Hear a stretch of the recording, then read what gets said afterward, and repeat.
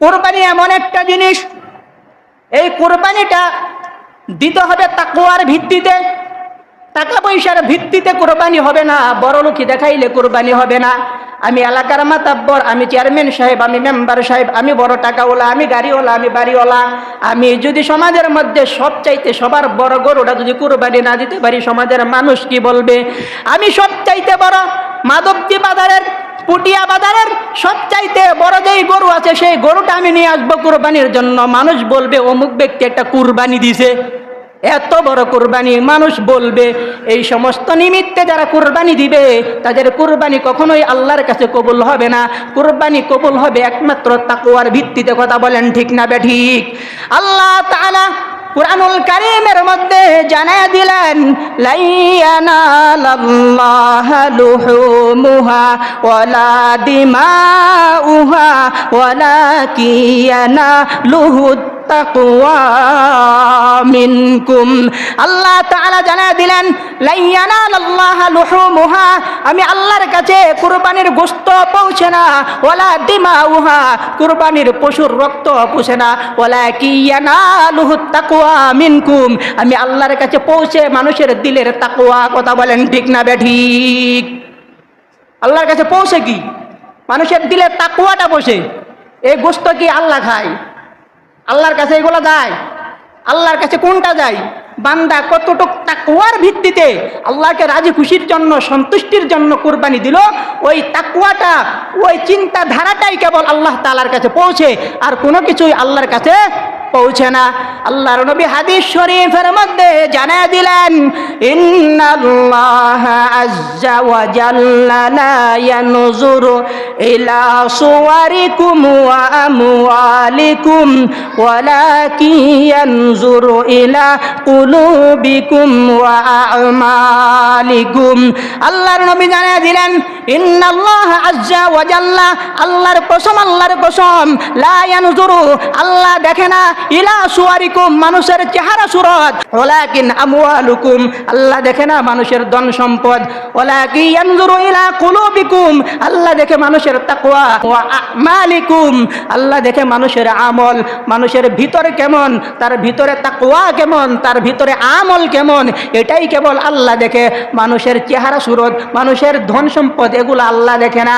কে রিকশাওয়ালা, কে ঠেলাওয়ালা, কে সুইপারওয়ালা, কে ধনী, কে গরিব, কে সাদা, কে কালো, এগুলার কোনো কিছুই আল্লাহ দেখে না। দেখে দুইটা জিনিস দেখে, একটা হলো তার ভিতরের তাকওয়া আর তার আমল কত ভালো। কথা বলেন ঠিক না বেঠিক?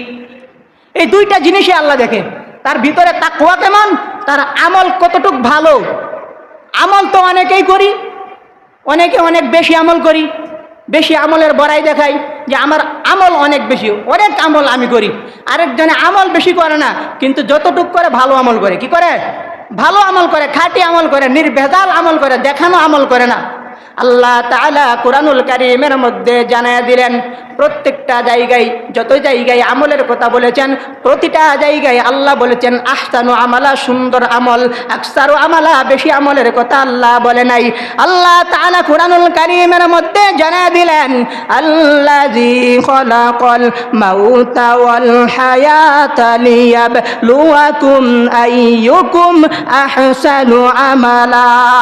আল্লাহ তাআলা জানায়া দিলেন, হায়াত এবং মৌতের মধ্যে আমি তোমাদেরকে সৃষ্টি করলাম, আমি আল্লাহ এই জন্য সৃষ্টি করলাম, দেখতে চাই আইয়ুকুম আহসানু আমালা, কে কতটুক সুন্দর আমল করো। হায়াত আর মৌত দিয়ে তোমাদেরকে সৃষ্টি করলাম এই জন্য, যাতে আমি আল্লাহ দেখতে পারি তোমাদের মধ্যে কে কত সুন্দর আমল করো। আকসারু আমালা, বেশি আমল না, আমল হতে হবে সুন্দর আমল। কি আমল? সুন্দর আমল হতে হবে। আলহামদুলিল্লাহ, আলহামদুলিল্লাহিল্লাযী জাআলা আশ-শামসা ওয়াল কমারা বিহুসবান والنجم والشجر يسجدان وفضل زمانا على زمان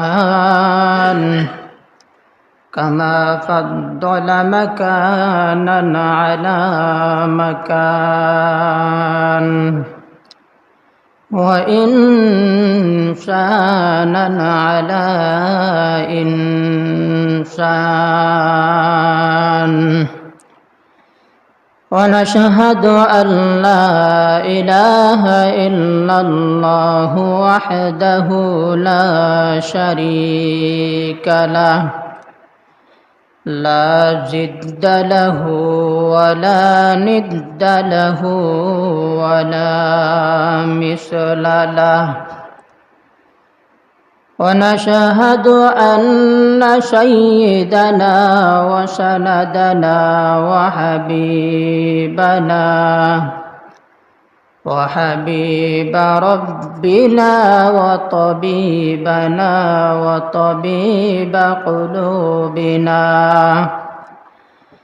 وطبيب قلوبنا ومولانا محمدا عبده ورسوله الذي أرسله بالحق بشيرا ونذيرا وداعيا إلى الله بإذنه وسراجا منيرا أما بعد فقد قال الله تبارك وتعالى في كلامه المجيد وفرقانه الحميد أعوذ بالله من الشيطان الرجيم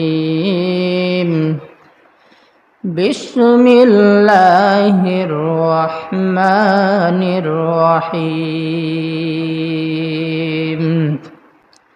فلما بلغ معه السعي قال يا بني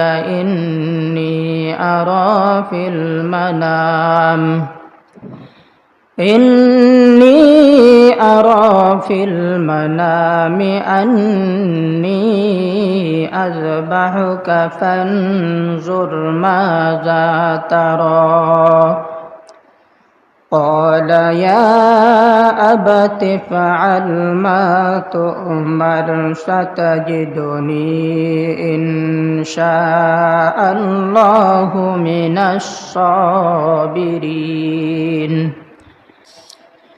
قال النبي صلى الله عليه وسلم ما عمل ابن آدم من عملي يوم النهر أحب إلى الله من إهراق الدم وإنه ليأتي يوم القيامة بقرونها وأشعارها وأغلافها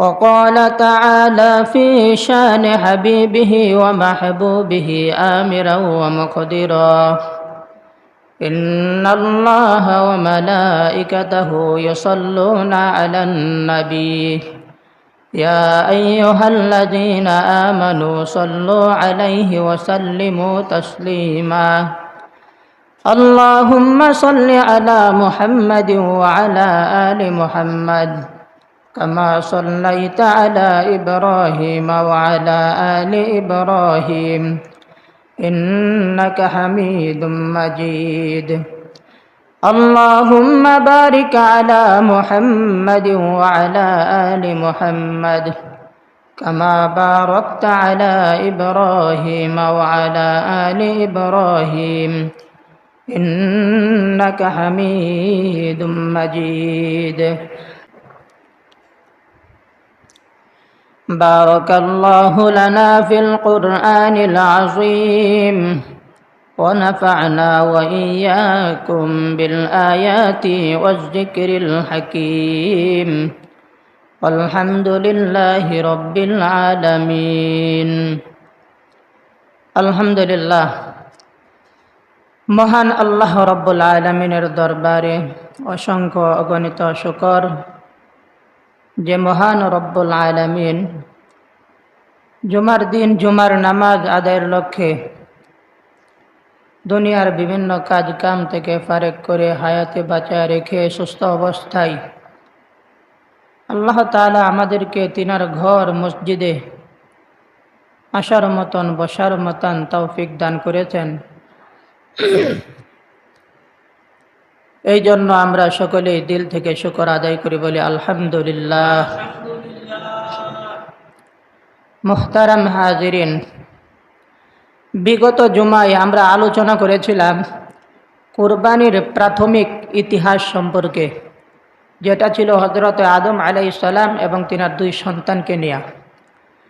আজকে আমরা আলোচনা করব কুরবানির দ্বিতীয় পর্যায়ের ইতিহাস নিয়ে, যেটা হবে হযরত ইব্রাহিম আলাইহিস সালাম এবং তিনার সন্তান ইসমাইল আলাইহিস সালাম সম্পর্কে। আল্লাহ তাআলা আমাকে আমলের নিয়তে বলা, আপনাদেরকে আমলের নিয়তে শোনার তৌফিক দান করুন, সকলে বলে আমিন। মুহতারাম হাজিরিন, সাইয়্যিদুনা হযরত ইব্রাহিম আলাইহিস সালাম তিনার সন্তান হয় না তিনার স্ত্রীর গর্ভে, শেষ বয়সে যায় একটা সন্তান হয়েছে, তাও আল্লাহ তাআলার কাছ থেকে উনি দোয়া করে চায়া আনছে, দোয়া করেছেন, আল্লাহ দোয়া কবুল করেছেন। হযরত ইব্রাহিম আলাইহিস সালাম এই দুনিয়ার জমিনে 200 বছর হায়াত পাইছেন। ইসমাইল আলাইহিস সালাম তিনার প্রথম সন্তানের জন্ম হয়েছে যখন, তখন তিনার বয়স হলো 86 বছর।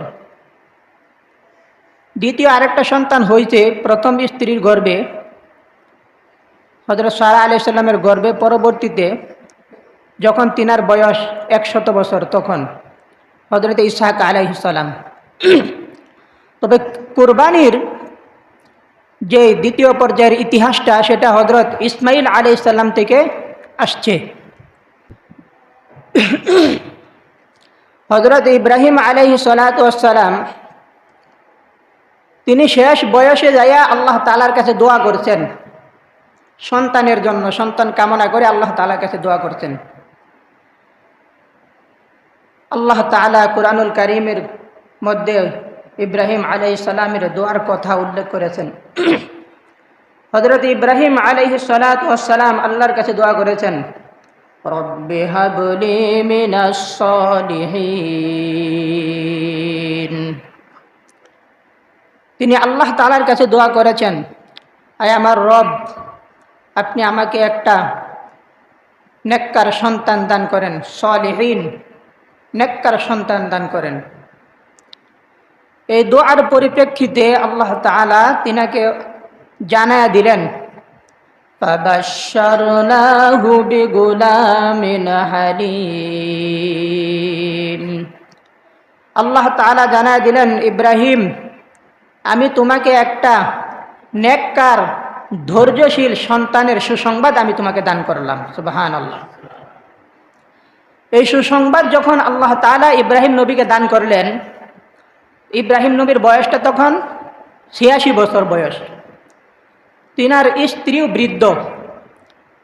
তো আল্লাহ তাআলা যখন জানায় দিলেন যে তিনাকে সন্তান দান করবেন, যে সন্তানটা হবে নেককার, যে সন্তানটা হবে ধৈর্যশীল, এই কথা যখন আল্লাহ তাআলা তিনাকে জানায় দিলেন, ইব্রাহিম আলাইহিস সালাম আল্লাহ তাআলাকে বলতেছেন, আল্লাহ, আপনি আমাকে কিভাবে সন্তান দান করবেন?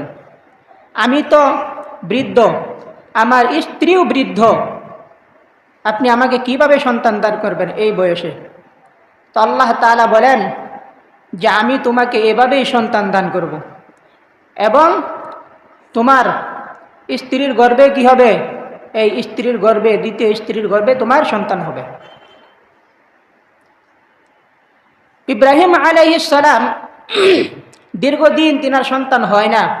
এটা ছিল আল্লাহ তাআলার পক্ষ থেকে একটা পরীক্ষা। সন্তান যখন আসছে, সন্তান যখন একটু বয়সে উপনীত হয়েছে, তেমন বেশি বয়স না, 12-13, যখন পিতার সাথে চলাফেরা করতে পারে, পিতার কাজে সাহায্য সহযোগিতা করতে পারে, এমন একটা বয়সে যখন উপনীত হয়েছে ইসমাইল আলাইহিস সালাম, তখন আল্লাহ তাআলা ইব্রাহিম আলাইহিস সালামকে স্বপ্ন দেখাইলেন তিনার সন্তানকে জবাই করতেছেন, তিনার সন্তানের গলার মধ্যে ছুরি চালাইতেছেন। সুবহানাল্লাহ। আল্লাহ তাআলা কুরআনুল কারীমের মধ্যে জানায়া দিলেন, فَلَمَّا بَلَغَ مَعَهُ السَّعْيَ قَالَ يَا بُنَيَّ إِنِّي أَرَى فِي الْمَنَامِ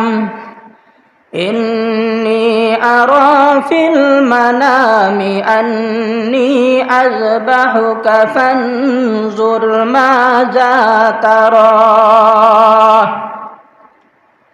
ইব্রাহিম আলাইহিস সালাতু ওয়াস সালাম তিনার সন্তান ইসমাইল আলাইহিস সালামকে জানাইতেছে, বলতেছে, ফালাম্মা বালাগা মাআহু সাইয়া ক্বালা ইয়া বুনাইয়া, সন্তান যখন পিতার সাথে চলাফেরার বয়সে উপনীত হইল, বাবা তখন সন্তানকে ডাক দিয়া বলে, ক্বালা ইয়া বুনাইয়া, ও আমার সন্তান, ইন্নী আরা ফিল মানাম, আমি স্বপ্ন দেখলাম, আন্নী আযবাহুকা, তোমাকে জবাই করতেছি, তোমার গলার মধ্যে ছুরি চালাইতেছি, ফানজুর মাযা তারা, এই বিষয়ে তোমার অভিমত কি, তুমি কি বলো। পিতা তার সন্তানকে বলে, আমি স্বপ্ন দেখলাম তোমার গলার মধ্যে আমি ছুরি চালাইতেছি, ফানজুর মাযা তারা, এই বিষয়ে তোমার অভিমত কি। যেমন ছিলেন পিতা তেমনই ছিল তার সন্তান, পয়গম্বরের সন্তান, ভবিষ্যৎ পয়গম্বর, যিনি ভবিষ্যতে নবী হবেন, এমন একজন সন্তান। তিনি ওই বয়সে বুঝে ফেললেন যে আমার পিতা তো একজন নবী, আর নবীদের স্বপ্ন কখনো অবাস্তব হয় না, নবীদের স্বপ্ন হলো আল্লাহ তাআলার পক্ষ থেকে ওহী বা আদেশ। সন্তান এটা বুঝে গেলেন, বুঝার পর এইবার সন্তান তার পিতাকে ডাক দেয়া বলে, ও আমার পিতা, আদেশটা যেহেতু আল্লাহ তাআলার, আর আমি যেহেতু আল্লাহ তাআলার বান্দা, সুতরাং এখানে ভাবাভাবির কিছু নাই। কোরআনের ভাষায় সন্তান পিতাকে ডাক দিয়া বলে, ক্বালা ইয়া আবাতি ফাআল মা তু'মার সাতাজিদুনি ইনশাআল্লাহু মিনাস সাবিরিন। কোরআনের ভাষায় সন্তান তার পিতাকে ডাক দিয়া বলে, ক্বালা ইয়া আবাতি ফাআল, ও আমার পিতা, আল্লাহ তাআলা আপনাকে যে আদেশ করেছেন, মা তু'মার, সেই আদেশ আপনি বাস্তবায়ন করেন, সাতাজিদুনি, আর আশ্বস্ত থাকেন, ইনশাআল্লাহু মিনাস সাবিরিন, আমি ইসমাইলকে আপনি ধৈর্যশীলদের অন্তর্ভুক্ত পাবেন। সুবহানাল্লাহ। সন্তান বলে, ক্বালা ইয়া আবাতি ফাআল, ও আমার পিতা, আল্লাহ তাআলা আপনাকে যা আদেশ করেছেন, মা তু'মার, কোনো ভাবাভাবির বিষয় নাই, সেই আদেশ আপনি বাস্তবায়ন করেন, সাতাজিদুনি, আর আশ্বস্ত থাকেন, নিশ্চিন্ত থাকেন, ইনশাআল্লাহু মিনাস সাবিরিন, নিশ্চয় আপনি আমাকে সন্তান হিসাবে ধৈর্যশীলদের কাতারে পাবেন। সুবহানাল্লাহ।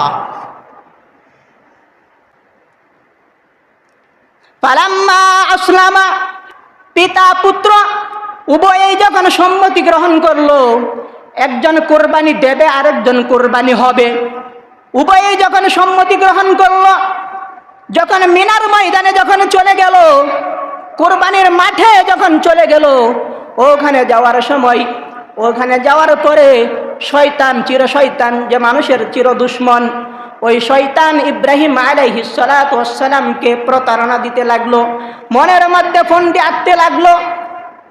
ইব্রাহিম আলাইহিস সালাম শয়তানের এই ফাঁদে পড়েন নাই, 7টি করে তিনি শয়তানকে কঙ্কর নিক্ষেপ করে, পাথর নিক্ষেপ করে শয়তানের এই ষড়যন্ত্র তিনি নস্যাৎ করে দিয়েছেন। আজও যারা হজ করতে যায়, কিয়ামত পর্যন্ত যারা হজ করতে যাবে, প্রত্যেকটা হাজী সাহেব ওখানে যায় শয়তানের পাথর মারে। আপনারা জানেন কি জানেন না? শয়তানের পাথর মারে। এই শয়তানকে পাথর মেরে মেরে তারা ইব্রাহিম আলাইহিস সালাতু ওয়াস সালামের এই স্মৃতিটাকে তারা কিয়ামত পর্যন্ত বাঁচায় রাখবে। সুবহানাল্লাহ। আর এই শয়তানকে পাথর মারাটা আল্লাহ তাআলা সকল হাজীদের জন্য আবশ্যক করে দিয়েছেন। সবার জন্য কি করেছেন? আবশ্যক করে দিয়েছেন। প্রতারণা মনের মধ্যে ধোঁকা দিছিল, কিন্তু সেই ধোঁকা তিনি ধোঁকায় পড়েন নাই। শয়তানকে পাথর মারছে, পাথর মেরে তারে দূর করে দিয়েছে, তার ষড়যন্ত্র ব্যর্থ করে দিয়েছে। এইবার যখন মিনার মাঠে যখন চলে গেলেন, যখন সন্তানকে যখন কুরবানি করবেন, ওই মিনার মাঠে যাওয়ার পর ইসমাইল আলাইহিস সালাতু ওয়াস সালাম তার সন্তান পিতাকে ডাক দিয়া বলে, ও আমার পিতা, আপনি আমাকে খুব শক্ত করে বেঁধে ফেলেন, যেন আমি ছটফট করতে না পারি, নড়াচড়া করতে না পারি। ও আমার পিতা, আপনার গায়ে যে কাপড়টা আছে কাপড়টা গুছায়া নেন, কারণ আমি চাই না আমার গলায় যখন আপনি ছুরি চালাবেন আমার রক্ত যেন আপনার জামার মধ্যে পড়ে। আমি মনে করি আমার রক্ত যদি আপনার জামার মধ্যে পড়ে তাহলে আমি আল্লাহর রাস্তায় কুরবানি হবে সওয়াবের জন্য, আমার সওয়াবের মধ্যে কিছুটা কমতি হবে। এই জন্য আমি চাই না আমার গায়ের রক্ত আপনার জামার মধ্যে লাগুক। ও আমার পিতা, গায়ের জামার মধ্যে যদি আমার রক্ত লেগে যায় আর আপনি যদি বাড়িতে যান, আমার মা জননী দেখে বড় কষ্ট পাবে, বড় বেকুল হয়ে যাবে। আমার মা জননী যেন কষ্ট না পায়, পারলে আমাকে জবাই করার পর, কুরবানি দেওয়ার পর আমার জামাটা আমার মায়ের কাছে নিয়ে যায় না, আমার মা আমার জামাটা দেখে অন্তত একটু শান্তি পাবে। এই কথাগুলো বলতেছেন শিশু নবী ইসমাইল। তার বাবাকে ডাক দিয়া বলে, ও আমার বাবা, যেই ছুরিটা দিয়া তুমি আমার গলার মধ্যে চালাইবা, আবার কুরবানি দিবা, ওই ছুরিটা তুমি খুব ভালো করে ধারায় নেও। খুব ভালোভাবে ধারানোর পর ওই ছুরিটা আমার গলার মধ্যে এত দ্রুত চালাইবা যাতে করে আমার প্রাণটা খুব তাড়াতাড়ি বাহির হয়ে যায়, কারণ মৃত্যুর যন্ত্রণা বড় কষ্ট। কথা বলেন ঠিক না বেঠিক? সন্তান যখন এই কথাগুলো যখন পিতাকে বলে, ওই মুহূর্তে পিতার মনের কি অবস্থা হতে পারে? যেই সন্তানটা বড় আদরের সন্তান, যেই সন্তানটা বড় সাধনার সন্তান, যেই সন্তানটা শেষ বয়সে আল্লাহর কাছে ফরিয়াদ করে পাইল, ওই সন্তানের গলায় ছুরি চালাবে, ওই সন্তানকে জবাই করবে। এই মুহূর্তে সন্তান তার পিতাকে যখন এই কথাগুলা বলে, তখন পিতার মনের অবস্থা কি হতে পারে? ইব্রাহিম আলাইহিস সালাতু ওয়াস সালাম ভেঙে পড়েন নাই। সন্তানের এই কথার উপর দাঁড়িয়ে ধৈর্যের অটল পাহাড় নিয়ে সন্তানকে তিনি বলতে লাগলেন, ও আমার সন্তান, আল্লাহর হুকুম বাস্তবায়ন করার জন্য তুমি কতই না একজন উত্তম সঙ্গী। সুবহানাল্লাহ। ইব্রাহিম নবী বলে, আল্লাহর হুকুম বাস্তবায়নের জন্য তুমি কতই না একজন উত্তম সঙ্গী। সুবহানাল্লাহ। কোনো বাধা নাই, কোনো কিছু নাই। আল্লাহ যেভাবে বলছে বাবাও সেইভাবে বলতে, সন্তানও সেভাবেই বলতেছে। এইবার সন্তানের গলার মধ্যে যখন ছুরি চালাইবে, ইব্রাহিম আলাইহিস সালাম ফালাম্মা আসলামা, উভয়েই যখন সম্মত হয়ে গেল, একজন কুরবানি দেবে আর একজন কুরবানি হবে। ওয়াতাল্লাহু লিল জাবিন, আল্লাহ তাআলা বলে ইব্রাহিম তার সন্তানকে জমিনের মধ্যে শুয়াইয়া দিল। কেমন ভাবে শুয়াইলো? তারে চিৎ করে শুয়াইছে। চিৎ করে শুয়ানোর পর তার গলার মধ্যে যখন ছুরি চালাই, জোরে ছুরি চালাই, কিন্তু গলা আর কাটে না। ইসমাইল নবী তার পিতাকে ডাক দিয়া বলে, ও আমার পিতা, আপনি আমাকে চিৎ করে নয় উপর করে শোয়া দেন, আমাকে উপর থেকে ছুরি চালান, কারণ আপনি যখন এভাবে আমাকে ছুরি চালান চিৎ করে, আবার মুখটা যখন আপনার চোখের সামনে বসে, পিতৃত্বের স্নেহ যখন আপনার মনের মধ্যে হয়তো উঠে পড়ে, এই জন্য হয়তো আপনি জোরে ছুরি চালাইতে পারেন না, এই জন্য আপনি আমাকে উপর করে শোয়া দিয়া উপর থেকে ছুরি চালান, আপনার মনের মধ্যে দয়া লাগবে না। সুবহানাল্লাহ। সন্তান তার পিতাকে এইভাবে পরামর্শ দিতেছে কিভাবে জবাই করবে। ইব্রাহিম আলাইহিস সালাতু ওয়াস সালাম সন্তানকে এবার উপর করে শোয়া দিলেন। উপর করে শোয়া দেওয়ার পর এইবার যখন ছুরির গলার মধ্যে যখন ছুরি চালাই, এইবারও গলা কাটে না। মূলত কারণ হলো ওই ছুরির মাঝখানে, ছুরি আর ইসমাইল নবী এই দুইজনের মাঝখানে আল্লাহ তাআলা পিতলের একটা জিনিস রেখে দিয়েছেন, যার কারণে ইসমাইল নবীর গলা কাটে না। সুবহানাল্লাহ। এইবার যখন গলা কাটে না, ইব্রাহিম নবী পুষাইতেছেন, চেষ্টা চালায় যাইতেছেন, আর ওই দিক দিয়া আল্লাহ তাআলা তার বন্ধুকে, তার খলিলকে ডাক দিয়া বলতেছেন, ওয়ানাদাইনাহু আইয়া ইব্রাহিম কদ সাদ্দাকতার রুইয়া ইন্না কাযালিকা নাজজিল মুহসিনিন। আল্লাহ তাআলা ইব্রাহিম নবীকে ডাক দিয়া বলেন, ওয়ানাদাইনাহু আইয়া ইব্রাহিম, ও ইব্রাহিম, ও আমার পয়গম্বর, ও আমার খলিল, কদ সাদ্দাকতার রুইয়া, তুমি তো তোমার স্বপ্নকে বাস্তবায়ন করে দেখায়া দিছো। সুবহানাল্লাহ। জবাই হয় নাই, তারপরে আল্লাহ বলতেছে তুমি তো তোমার স্বপ্নকে বাস্তবায়ন করে দেখাই ফেলছো। মূলত ইব্রাহিম নবী স্বপ্নে দেখেছিলেন এতটুক যে তিনি তিনার সন্তানের গলায় ছুরি চালাইতেছেন, কিন্তু তিনার সন্তান জবাই হয়ে গেছে এটা তিনি স্বপ্নে দেখেন নাই। সুবহানাল্লাহ। তো যতটুক দেখছেন ছুরি চালাইতেছেন, তো তিনি ছুরি চালাইতেছেন, চেষ্টা করতেছেন, আর আল্লাহ তাআলা এদিকে ডাক দিয়ে বলে ওয়ানাদাইনাহু আইয়া ইব্রাহিম, ও ইব্রাহিম তুমি তো কদ সাদ্দাকতার রুইয়া, তুমি তোমার স্বপ্নকে বাস্তবায়ন করে দেখাইলা।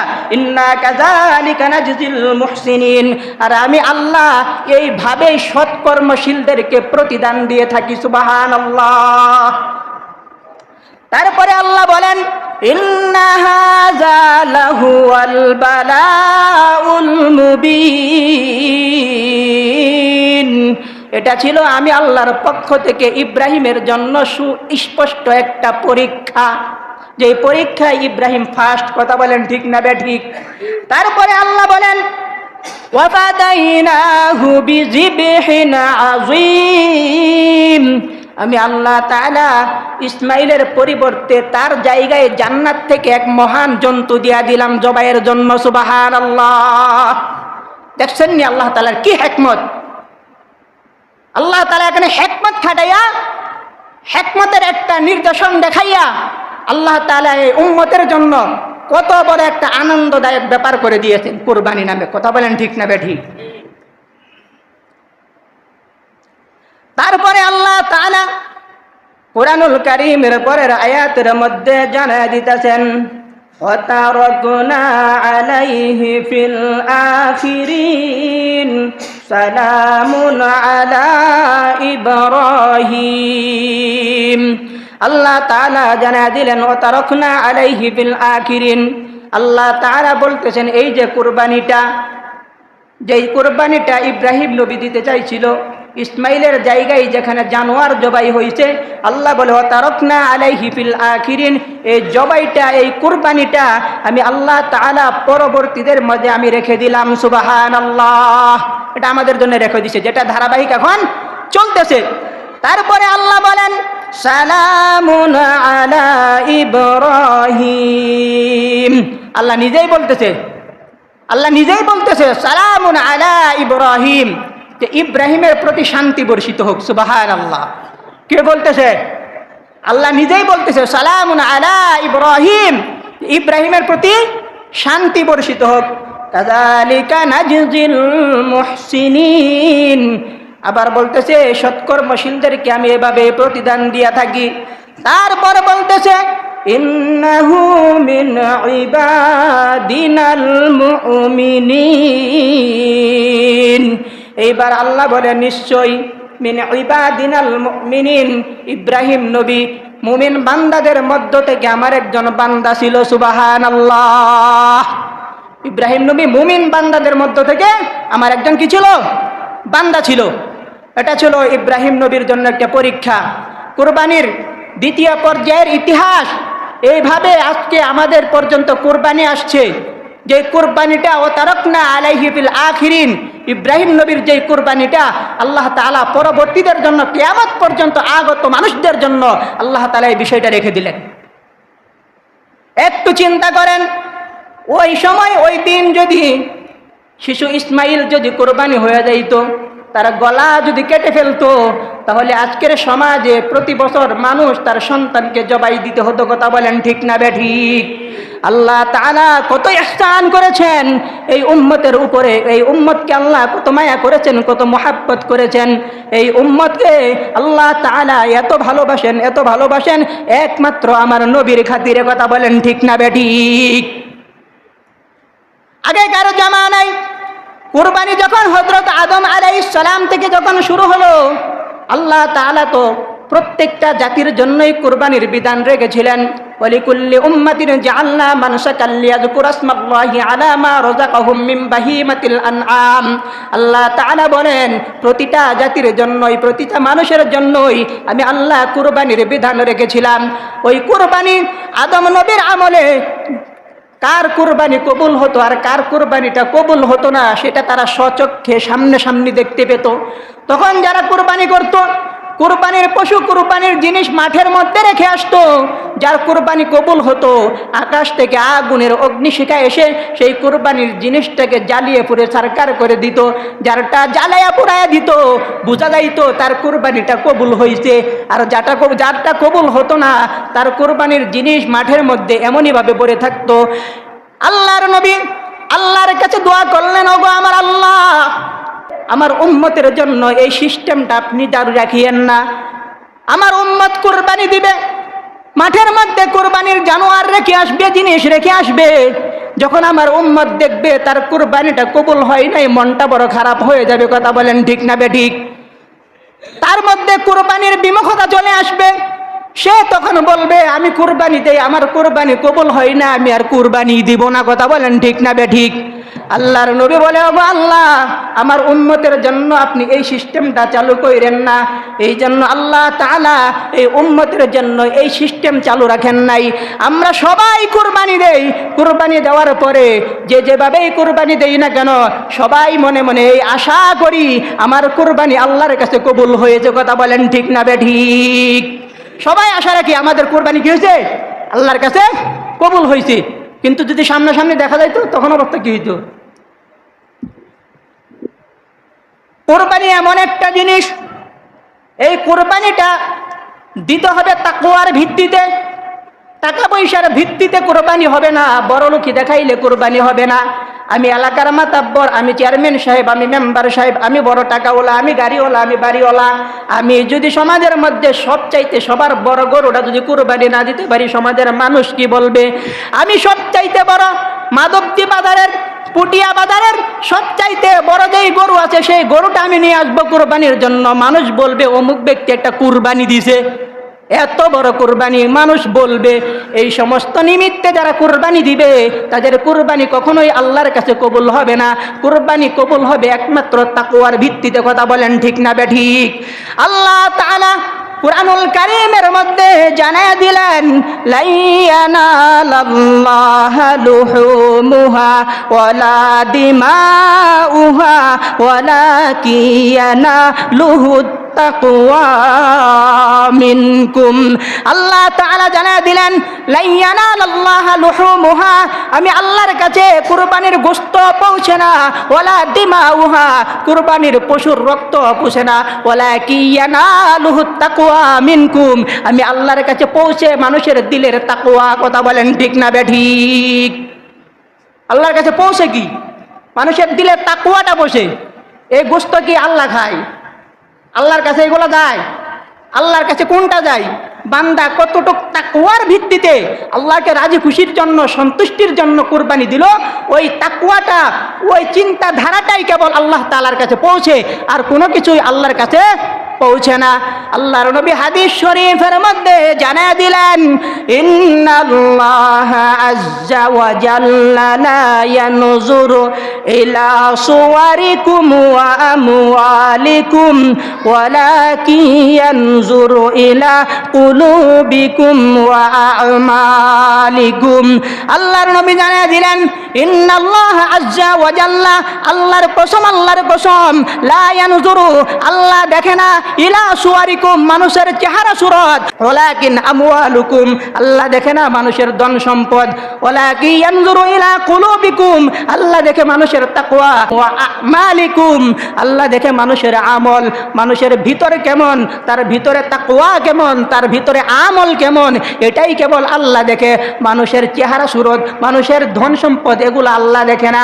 কে রিকশাওয়ালা, কে ঠেলাওয়ালা, কে সুইপারওয়ালা, কে ধনী, কে গরিব, কে সাদা, কে কালো, এগুলার কোনো কিছুই আল্লাহ দেখে না। দেখে দুইটা জিনিস দেখে, একটা হলো তার ভিতরের তাকওয়া আর তার আমল কত ভালো। কথা বলেন ঠিক না বেঠিক?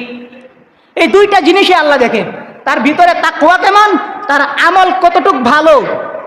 আমল তো অনেকেই করি, অনেকে অনেক বেশি আমল করি, বেশি আমলের বড়াই দেখায় যে আমার আমল অনেক বেশি, অনেক আমল আমি করি। আরেকজনে আমল বেশি করে না, কিন্তু যতটুক করে ভালো আমল করে। কি করে? ভালো আমল করে, খাঁটি আমল করে, নির্ভেজাল আমল করে, দেখানো আমল করে না। আল্লাহ তাআলা কুরআনুল কারীমের মধ্যে জানায়া দিলেন, প্রত্যেকটা জায়গায়, যত জায়গায় আমলের কথা বলেছেন, প্রতিটা জায়গায় আল্লাহ বলেছেন আহসানু আমালা, সুন্দর আমল। আকসারু আমালা, বেশি আমলের কথা আল্লাহ বলে নাই। আল্লাহ তাআলা কুরআনুল কারীমের মধ্যে জানায়া দিলেন, আল্লাযী খালাকাল মাউতা ওয়াল হায়াতা লিয়াবলুয়াকুম আইয়ুকুম আহসানু আমালা। আল্লাহ তাআলা জানায়া দিলেন, হায়াত এবং মৌতের মধ্যে আমি তোমাদেরকে সৃষ্টি করলাম। আমি আল্লাহ এই জন্য সৃষ্টি করলাম, দেখতে চাই আইয়ুকুম আহসানু আমালা, কে কতটুক সুন্দর আমল করো। হায়াত আর মৌত দিয়ে তোমাদেরকে সৃষ্টি করলাম এই জন্য, যাতে আমি আল্লাহ দেখতে পারি তোমাদের মধ্যে কে কত সুন্দর আমল করো। আকসারু আমালা, বেশি আমল না, আমল হতে হবে সুন্দর আমল। কি আমল? সুন্দর আমল হতে হবে। এই জন্য কোরবানি দেব আমরা তাকওয়ার ভিত্তিতে। কার জন্য? আল্লাহর জন্য। কার নামে কোরবানি হবে? কার নামে কোরবানি? কার নামে? আল্লাহর নামে। আমরা মূর্খ সমাজের মূর্খ মানুষ, আমরা তেমন একটা বুঝি না।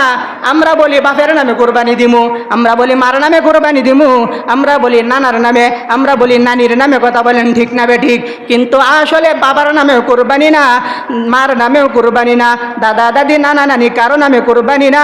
কোরবানি হলো আল্লাহর নামে। কার নামে কোরবানি হলো? আল্লাহর নামে। এটা বাবার পক্ষ থেকে, মায়ের পক্ষ থেকে, দাদার পক্ষ থেকে, দাদির পক্ষ থেকে, নানার পক্ষ থেকে, নানির পক্ষ থেকে। কিন্তু কোরবানি কার জন্য? কার জন্য? সব কিছু আল্লাহর জন্য, কারো কোনো কিছু আমার না, সব কার জন্য? আল্লাহ তাআলা কুরআনুল কারীমের মধ্যে জানায়া দিলেন, কুল ইন্না সলাতি ওয়া নুসুকি ওয়া মাহইয়ায়া ওয়া মামাতি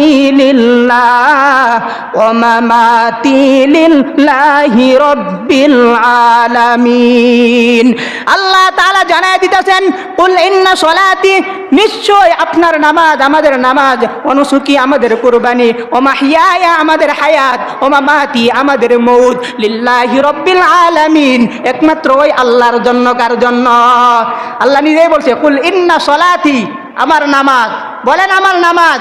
নবীকে বলতেছে, নবী বলেন আমার নামাজ। তার মানে নবীকে বলতেছে, মানে আমাদেরকেও বলতেছে। কুল ইন্না সলাতি, বলেন নিশ্চয়ই আমার নামাজ, ওয়া নুসুকি আমার কুরবানি, ওয়া মাহইয়ায়া আমার হায়াত, ওয়া মামাতি আমার মউত, লিল্লাহি রাব্বিল আলামিন। কার জন্য?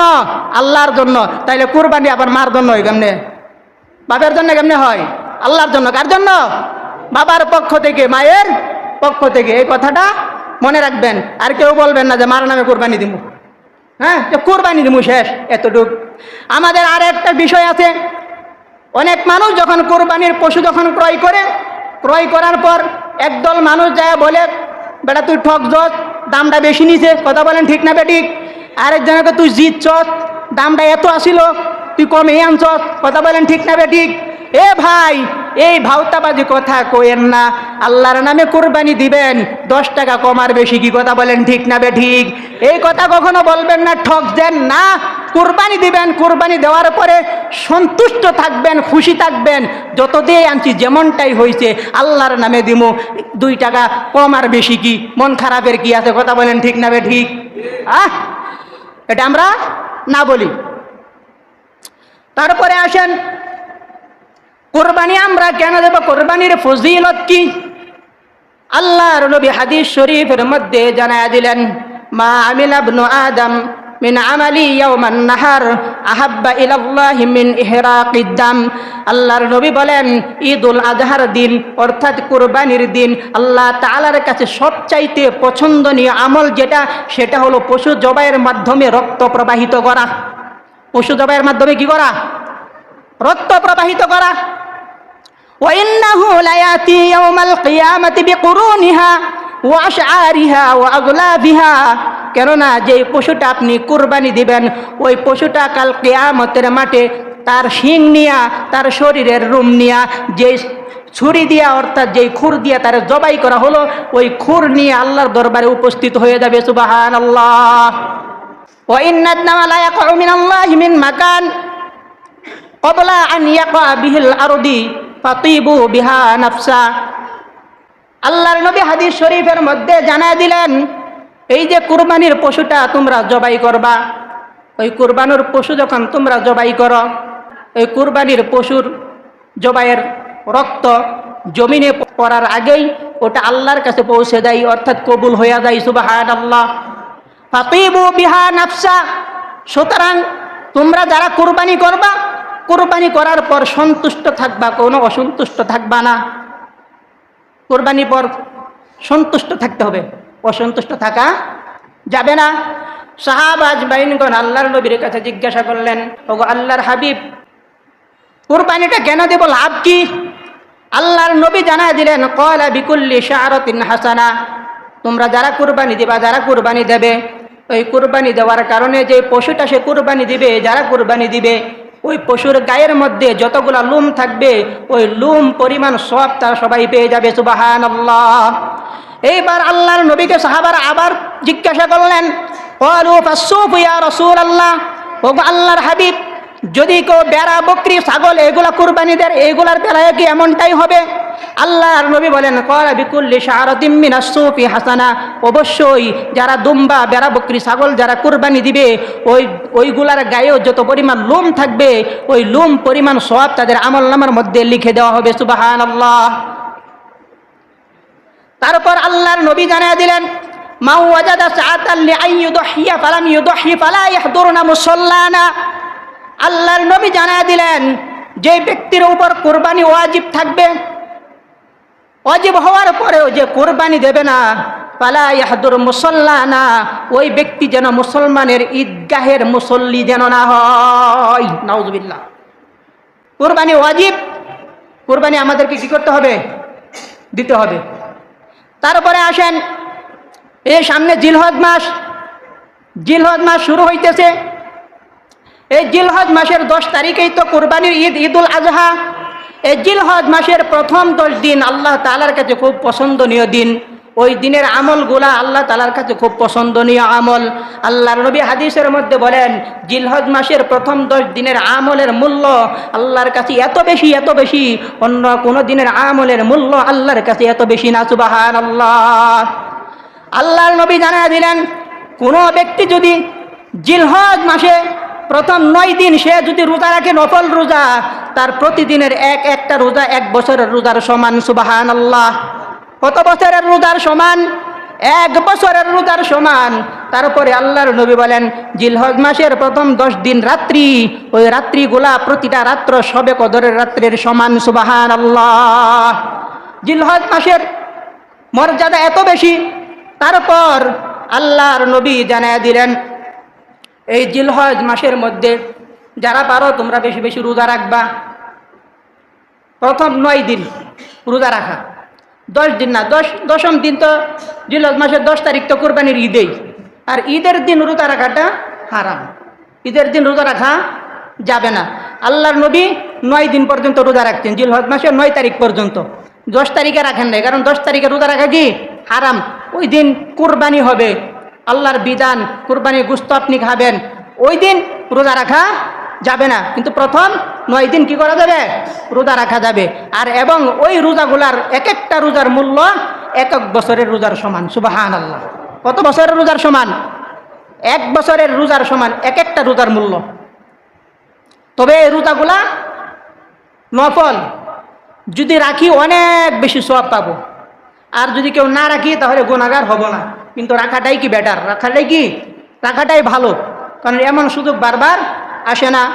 তারপরে জিলহজ মাসের 9 তারিখ অর্থাৎ আরাফার দিন, ওই আরাফার দিনে যারা রোজা রাখবে, ডাইনে বামে না রাখতে পারে কেউ, যদি আরাফার দিন 9 তারিখ যদি সে রোজা রাখে, আল্লাহর নবী বলেন তার পিছনের 1 বছর, সামনের 1 বছর, 2 বছরের গুনাহ আল্লাহ মাফ করে দিবে। সুবহানাল্লাহ। শুধু আরাফার দিনের রোজা, কিসের দিন না, শুধু আরাফার দিনের রোজা, সামনের 1 বছর, পিছনের 1 বছরের গুনাহ আল্লাহ তাআলা কি করে দিবে? মাফ করে দিবে। এই জন্য রোজাগুলাকে আমরা রাখতে রাজি আছি কিনা? রাজি আছি না? বেশি বেশি জিকির করব, এই মাসে বেশি বেশি 10 দিন কি করব? জিকির করব। আর যারা কুরবানি করব তাদের জন্য একটা আমল আছে, মুস্তাহাব আমল।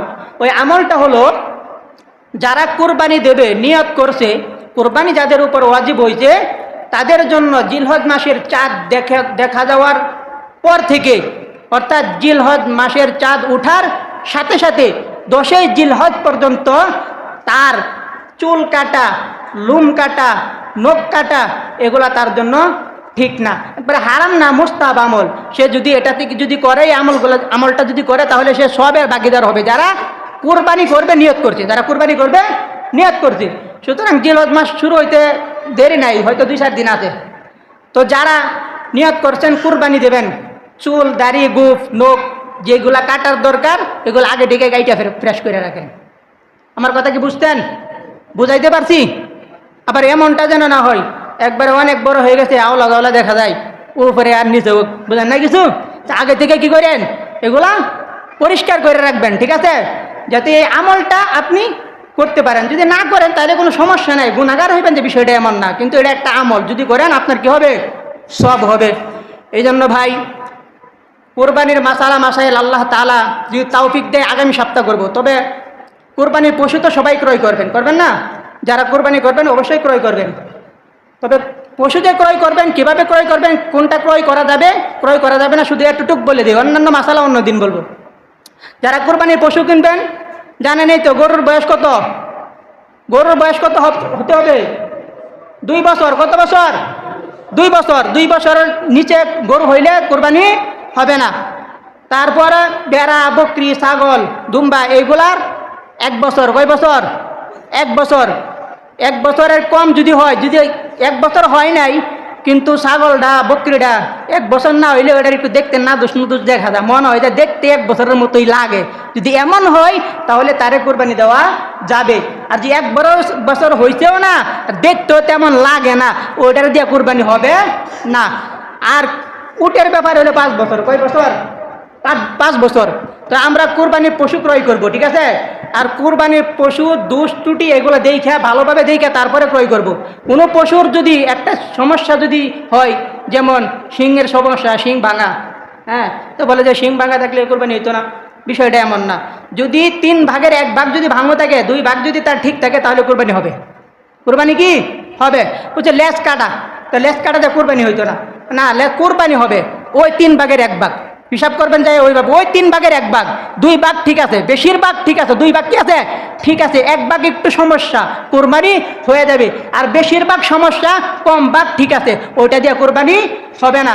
আর রোগা টোগা দিয়ে কোরবানি কি হইতো না, যে এটা ঈদগাহ মাঠ পর্যন্ত যাইতে হতো না, এটা হ্যাঁ কোরবানি মাঠ পর্যন্ত ঠেল্লা টুল্লা টাইন্না নেওয়া লাগবো, এমনগুলা দিয়ে কোরবানি হবে না। আমার কি কথা কি বোঝাইতে পারছি? এগুলা দিয়ে কি করবেন, তো আমরা পশুগুলা এভাবে ক্রয় করবেন, ঠিক আছে? আর যারা শরীকে কোরবানি দিবেন তারা শরীক গোড়াতে নির্বাচন করবেন। গরুর ক্ষেত্রে তো সর্বোচ্চ 7 শরীক। কয় শরীক? 7 শরীক। শরীকগুলা নির্বাচন করবেন, একটু ভালো দিকে নির্বাচন করেন। উল্টা পাল্টা শরীক দ্বারা আছে, হারামের টাকা ঢুকাই দিব, বুঝেন নাই? তো হারামের টাকা যখন ঢুকাই দিব তখন সবগুলার কোরবানি বাতিল হবে। কি হবে? সবার কোরবানি বাতিল হবে, কারণ হারামের সংখ্যা কিন্তু বেশি। কইতে গেলে কিন্তু অনেকে রাগ করতে পারে, তো হারামের সংখ্যা কি বেশি। অনেক মানুষ এমন আছে, টেয়া নাই, সামনে কোরবানি আইতেছে, কোরবানি দিতাম না, কিস্তিতে 40,000 টাকা তুল। কথা বলেন ঠিক না বেঠিক? তো কোরবানি লেগে কিস্তিতে তুলছে 40,000, কয় হাজার? কোরবানি লেগে কিস্তিতে 40,000 তুলছে। তো কিস্তিতে 40,000 তুলছে, এটা কি হালাল পথে আনছে না হারাম পথে আনছে? হ্যাঁ, এটা সুদ দিতে হইব। কি দিতে হইব? ওই ব্যাংকওয়ালারা সুদ দিতে হইব। তাহলে সুদের উপরে টাকা আনছে কোরবানি দেওয়ার জন্য, তাহলে কোরবানি হইব নি? এর লোকে তারা কোরবানি দেবো, এগুলো কোরবানি হইব নি? সব গুনার কোরবানি কি হবে? সবার কোরবানি নষ্ট হবে। এই জন্য শরীক তার খুব বাছাই করিয়া, বুঝছেন নি? আর আল্লাহর হস্তে যদি জেনে থাকেন যে আমার টাকাটা হালাল, এটার মধ্যে কোনো ভেজাল নাই, তাহলেই আপনি অন্যের সাথে শরীক হয়েন।